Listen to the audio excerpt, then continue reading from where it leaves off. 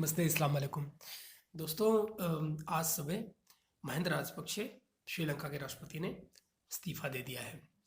श्रीलंका की आर्थिक हालत इस समय बहुत ख़राब हो चली है और बात सिर्फ श्रीलंका की ही नहीं है। इसके अलावा आर्थिक हालात पाकिस्तान के भी बहुत नाज़ुक हैं और ऐसे ही हालात नेपाल के हैं। भारत के तीनों तरफ मौजूद 3 देश बेहद बेहद गंभीर आर्थिक संकट से जूझ रहे हैं। श्रीलंका को अभी-अभी भारत ने $2.5 अरब का एक पैकेज भी दिया था, लेकिन उसके बावजूद उनका जो कर्जा है, बाहरी कर्जा एक्सटर्नल डेट, वो $50 बिलियन तक है, $50 अरब तक है। तो उसको और उसमें मेजॉरिटी जो कर्जा है वो चीन का है। तो इस समय श्रीलंका ने चीन से आग्रह किया है कि वो इस कर्जे को रोल ओवर कर दें, बाद में पेमेंट के लिए उनको कहा जाए, लेकिन अभी उस पर कोई फैसला हुआ नहीं है।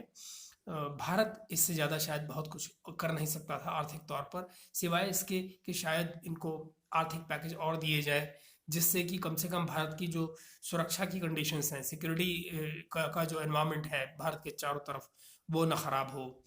नेपाल ने ऑलरेडी अपने यहाँ पर जो गैर ज़रूरी इंपोर्ट्स हैं उनको बंद कर दिया है, इंपोर्ट करना, लग्जरी आइटम्स को इंपोर्ट करना बंद कर दिया है।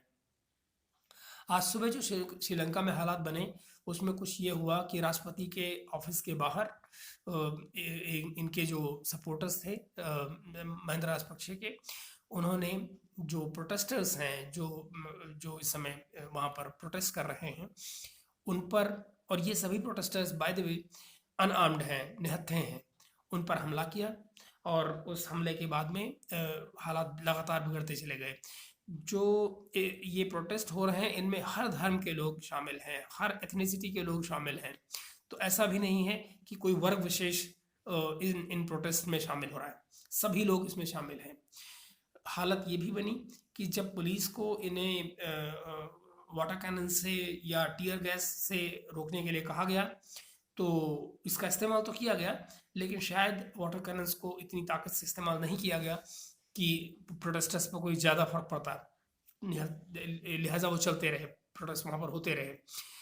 इस बीच में फ़ौज को भी कहा गया कि इनको कंट्रोल किया जाए, लेकिन फ़ौज की तरफ से अभी इस पर कोई टिप्पणी आई नहीं है श्रीलंका में।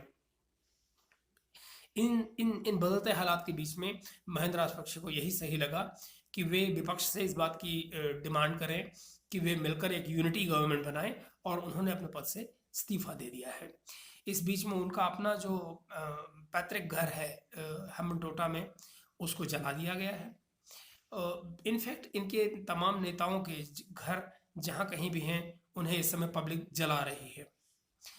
देखा जाए तो एक अनार्की की सिचुएशन पैदा हो रही है श्रीलंका में, और वो बेहद ख़तरनाक है। आप ये देखिए कि कहीं अगर ऐसे हालात पैदा होते हैं कि वहाँ लोग भागना शुरू करें, तो श्रीलंका से आपके यहाँ हमारे यहाँ तमिलनाडु में उनकी एंट्री पॉइंट बन जाएगा, जो कि एक ह्यूमैनिटेरियन क्राइसिस को हमारे यहाँ जन्म दे देगा। कुछ ऐसे ही हालात नेपाल के भी हैं। दोनों ही देशों से हमारे बॉर्डर्स बहुत पोरस हैं, वहाँ से हमारा समुद्री बॉर्डर है वो भी पोरस है, यहाँ पर हमारा पहाड़ी बॉर्डर जो है वो भी पोरस है। तो ये परिस्थितियाँ दरअसल हमारे तमाम सिक्योरिटी पैराडाइम को बड़ी मुश्किल में डाल रही हैं। मुझे इस समय कोई ऐसा नहीं रास्ता नज़र आता जहां भारत कोई भूमिका इन दोनों या तीनों देशों में कर पाए। पाकिस्तान में सऊदी अरब और यूएई से दोबारा संपर्क साधा गया है, उनसे आर्थिक पैकेज भी इनको मिले हैं, जिससे शायद कम से कम टेम्परेरीली एक रिलीफ का माहौल बनेगा।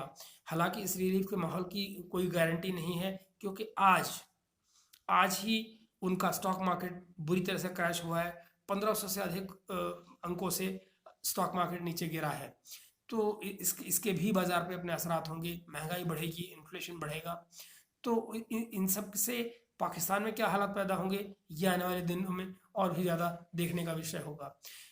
इस तमाम साउथ एशिया के क्षेत्र में अगर आप देखेंगे तो एक अकेली जो स्थायी अर्थव्यवस्था मौजूद है वो भारत है, जहां पिछले कम से कम 2 सालों से बेहद तेज़ी से इकोनॉमिक ग्रोथ हो रही है, अगर आप दूसरे देशों से तुलना करें।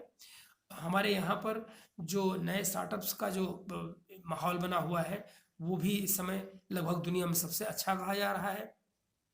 यूनिकॉर्न्स आप देख ही रहे हैं कि यहाँ पर किस तरह से यहाँ पर बारिश लगी हुई है उनकी।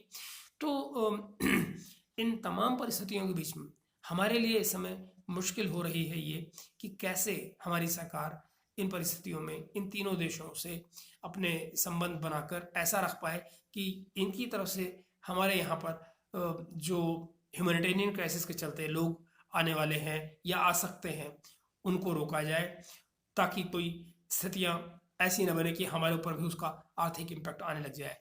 इस सब के पीछे इन तीनों देशों को की आर्थिक मुश्किलों को जोड़ता हुआ एक अकेला जो धागा है, वो क्या है? इस धागे को आप सांप भी कह सकते हैं, और वो सांप है चाइना का फेंका हुआ, जिसे बेल्ट एंड रोड इनिशिएटिव कहते हैं। ये तीनों ही देश उस इनिशिएटिव में शामिल हैं। ये तीनों ही देश उस सांप से डसे जा चुके हैं। हमें सावधान रहना होगा आने वाले दिनों में, और ऐसी नीतियां बनानी होंगी जिससे हमारी सुरक्षा व्यवस्था पर कोई आंच ना आए। हम जल्दी ही फिर मिलेंगे। धन्यवाद।